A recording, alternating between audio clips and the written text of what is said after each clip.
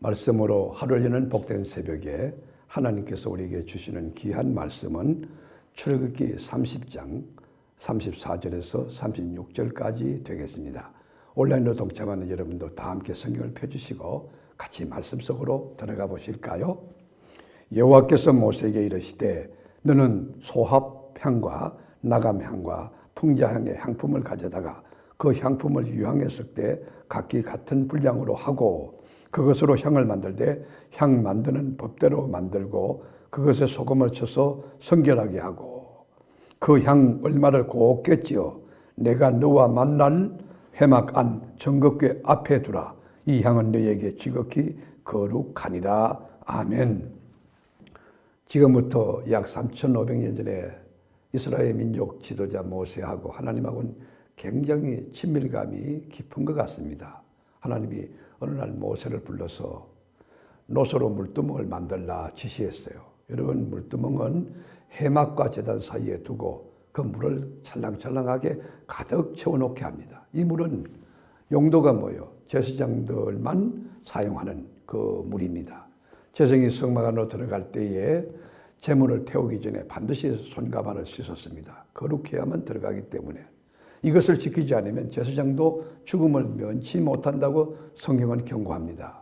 제사장도 사람 가운데 한 사람이고 죄인 중에 하나이기 때문에 연약한 자 가운데 나아가는 제사장도 반드시 깨끗하게 씻어야만 되는 것이. 제사장이 시작되는 그 순간부터 여러분 무엇이 중요할까요? 거룩함이에요. 날마다 씻는 거예요. 날마다. 십자가 보혈로 씻고 입술도 십자가 보혈로, 그의 가슴도 십자가 보혈로, 머리도 십자가 보혈로, 그 예수의 보혈을 뒤집어 쓰고 사는 지혜가 필요한 거죠. 예수님께서 제자에게 발을 씻겨주실 때에 베드로가 뭐라고 합니까? 선생님이 발을 씻기니까 너무 항송하고 황당해서 발을 빼려고 하죠. 그때 내가 너의 발을 씻겨주지 않는다면 너는 나와 상관이 없다. 그렇게 말할 때 하나님 머리부터 발끝까지 목욕시켜달라고 매달리지 않습니까? 그때 주님이 뭐라고 합니까? 이미 목욕한 사람은 다시 목욕할 필요가 없고 손과 발만 씻으면 된다고 하지 않습니까? 여러분, 우리가 여호와의 산에 하나님의 전에 들어갈 자격이 뭡니까? 어떤 사람이 들어갑니까? 우리가 성경 한번 볼까요? 시편 24편 3절 여호와의 산에 오를 자가 누구며 그의 거룩한 곳에 설 자가 누구인가? 곧 손이 깨끗하며 마음이 청결하며 뜻을 허탄한 데 두지 아니하며 거짓 맹세하지 아니하는 자로다. 여러분, 하나님의 교회에 누가 설 수 있습니까? 배운 자입니까? 지위가 높은 자입니까? 똑똑한 자입니까? 잘난 자입니까? 그렇지 않습니다. 여러분, 하나님의 자녀라도 우리가 넘어지고 자빠질 수 있잖아요. 그렇게 십자가의 보혈로 목욕하고 성결하지 않는 사람은 하나님의 제단에 설 수 없어요. 그래서 물두멍인 롯데 앞에 우리가 서서 자기 모습을 비춰보라고 하는 것입니다. 여러분, 간유가 뭐죠? 액체의 몰약이에요. 육개는 뭐예요? 개수나무 껍질이에요. 향기로운 창포와 계피를 정한 양대로 그 감람 기름과 섞어가지고 향을 내는 거룩한 간유를 만든 것입니다. 이것으로 지성소 안에 정극계라든지 성소 안에 있는 떡상이라든지 모든 기구들, 그러니까 금초대가 있고 분향단이 있잖아요. 거기다가 이것을 바르는 것입니다. 그 기름이 발라졌을 때 다 거룩하게 되고 구별되게 되는 것입니다. 여러분, 우리 자체가 거룩해질 수 없죠. 하나님이 계신 곳은 거룩한 곳이고 하나님이 우리 안에 있을 때 우리가 성도가 되는 거 아닙니까? 기구가 여러분 거칠고 녹슬고 그렇다면 안 되는 것이잖아요. 여러분, 이 기름이 구석구석 틈까지 다 들어가 바르는 것입니다. 그럴 때 거룩해지고 하나님 것으로 구별되는 것이에요. 이것이 영원한 규례라고 하나님은 말씀하세요. 31절 볼까요? 이스라엘 자손에게 말하 이르기를 이것은 너희 대대로 내게 거룩한 간유니. 여러분, 간유가 뭡니까? 거룩한 것인데 제사장이 아닌 사람이 손을 댄다든지 다른 정도로 쓰는 일이 있어서는 안 되는 것입니다. 하나님의 일은 하나님의 법칙과 하나님의 방법과 하나님의 원리대로 하는 것이에요. 32절 볼까요? 사람의 몸에 붙지 말며 이 방법대로 이와 같은 것을 만들지 말라. 이는 거룩하니 너희는 거룩히 여기라. 여러분, 하나님이라 할 때 뭐든지 두렵고 떨림으로 거룩한 생각, 거룩한 마음, 거룩한 관점, 거룩한 그런 태도를 가지고 하나님이라 할 때 되는 거지. 여러분, 천막이 어떨까요? 우리가 성막을 생각하면 내가 볼 때는 너무 지저분하고 지금 이 건축공학이 발달되고 지금 예술이 이렇게 극도로 발전된 지금에 보면은요, 너무 지저분할 것 같아요. 그러나 껍데기를 볼 때 그렇지만 그 안에 싹 들어가면 여러분 간유로 발라서 거룩한 구별된 그곳에는 하나님의 영광이 있고 하나님의 임재가 있는 것 아닙니까?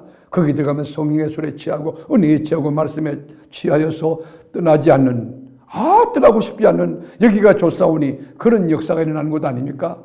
말씀으로 하루를 여는 복된 새벽에 사랑하는 교회 여러분, 이 영원한 규례를 어기면 백성 중에 끊어질 것이라고 경고합니다. 하나님의 말씀을 떠나면 죽는다는 거예요. 하나님의 법칙을 깨뜨리면 안 된다는 것이에요. 34절 보실까요? 여호와께서 모세에게 이르시되 너는 소야향과 나감향과 풍자향의 향품을 가져다가 그 향품을 유향에 쓸 때 각기 같은 분량으로 하고, 여러분 썩는 방법, 분량 다 주님 하나님 말씀해 주세요. 그것으로 향을 만들 때 향 만드는 법대로 만들고, 어떻게 만들라고? 하나님의 법칙으로, 하나님의 법칙으로, 하나님의 법대로 만들라는 거예요. 그것에 소금을 쳐서 성결하게 하고, 여러분 이것을 곱게 찧어서 해막 안에 정극계 앞에 두는 것입니다. 36절 볼까요? 그 향 얼마를 곱게 찧어 내가 너와 만날 해막앗 정극계 앞에 두라. 이 향은 너희에게 지극히 거룩하니라. 여러분 향은요, 오로지 지성소 안에만 두어서 향이 가득해. 지성소를 열고 나오면 향이 막 가득한 거예요. 향 냄새가 진동하는 거예요. 이것을 사사로운 개인 목적으로 사용해서 안 된다는 것입니다. 이것을 어기게 되면 하나님의 언약의 백성에서 끊어진다는 것입니다. 38절에 보면 냄새를 맡으려고 이 같은 것을 만드는 모든 자는 그 백성 중에서 끊어지리라. 여러분 세상에서는 다양한 향기가 있어요. 꽃대 향기도 있죠. 그리고 사람도 향기가 나는 사람이 있어요. 그런데 신령한 영적인 생명의 향기, 여러분 하나님의 향기가 있죠. 마귀 사탄이 주는 죽음의 향기 말고 말이에요. 사망의 향기는 죄에서부터 나오죠. 생명의 향기는 그리스도와 아주 순결한 복음에서 나오는 것입니다. 고린도서 2장 15절 보시죠. 그리고 우리 읽고 마치겠어요. 우리는 구원받는 자들에게나 망하는 자들에게나 하나님 앞에서 그리스도의 향기니, 우리가 누구예요? 우리 정체성이 뭐예요? 그리스도의 향기라는 거예요. 이 사람에게는 사망으로부터 사망이 이르는 냄새요, 저 사람에게는 생명으로부터 생명이 이르는 냄새라. 누가 이 일을 감당하리요? 사랑하는 교우 여러분, 우리는 그리스도의 향기예요. 늘 예수의 향기가 진동하는 거예요. 말하는 것도 예수의 향기, 생각도 예수의 향기, 그리고 앉고 서는 것에 예수의 향기가 자욱한 착함과 진실함과 의로움이 넘치는 하나님의 사람의 향기가 진동하는 그리스도의 향기가 돼, 그리스도의 편지가 되어야 될 것입니다. 오늘도 그리스도와 함께 이제 한 발, 두 발 순례의 삶을 멋지게 걸어가실 텐데, 예수의 향기를 진동시키는, 앉고 서는 것에 예수가 꽉 찬 그런 역사가 있어서 하늘에 계신 하나님 기뻐하고 여러분에게 막 복을 주시는 역사가 오늘도 있고 내일도 있고 남은 생에 전반적으로 넘쳐나기를 주님의 이름으로 축복합니다. 기도하겠습니다. 주님, 하나님의 일을 할 때 우리 생각이 두렵고 떨림으로 하나님이 무엇을 원할까? 성경은 뭐라고 말할까? 성령님은 지금 기뻐하는가 안 하는가?